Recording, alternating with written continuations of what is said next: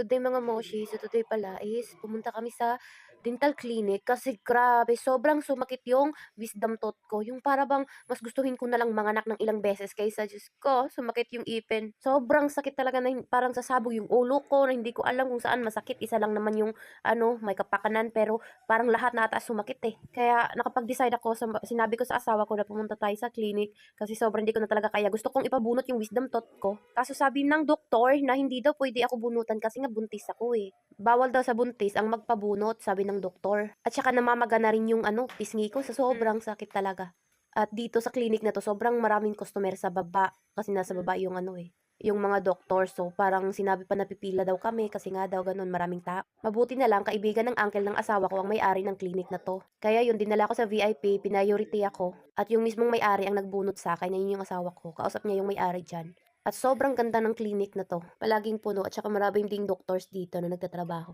Dahil nga hindi ako pwede bunutan, so parang ginawa nila, pinatay na lang nila yung ipin ko kasi hindi ko na talaga kaya, parang mababaliw na ako eh. Parang binarina nila ganun. Tapos after few hours, nawala talaga yung sakit, I swear. After doon kasi wala nang masakit, kaya pumunta kami sa restaurant na malapit lang din dito. Tsaka yung asawa ko, mahilig talaga siya sa maanghang, no? At siya sa mga fresh seafood. At saka kasama lang namin yung ate niya dyan na sobrang ingay sa buhay.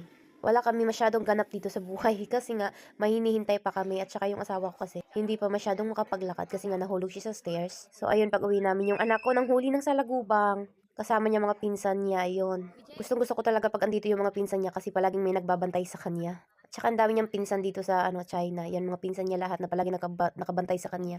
At ang tatalino tong mga batang to kasi sila lang ang nakakaintindi sa akin kasi marunong silang mag-Ingles. Unlike sa mga professional dito. So ayun, nakahuli na sila ng salagubang. Gustong pisain ng anak ko. Kaya nga nilalayo niya kasi gigil na gigil siya eh. Kahit hindi niya abot, gusto niya talagang puntahan eh. Ayun, akyat baba siya. Napagod na yung dalawang tita niya kasi gusto niya talaga manghuli ng salagubang. Kaya pinapatay ko yung ilaw kasi mas adabi yung salagubang kung may ilaw. Ayun, pumunta na naman siya sa kusina kasi kumuha na naman siya ng pagkain. Hindi pa nagkasya oh. Sobrang kulit talaga. Ang dami niyang kagat-kagat sa mukha kasi kinakamot niya.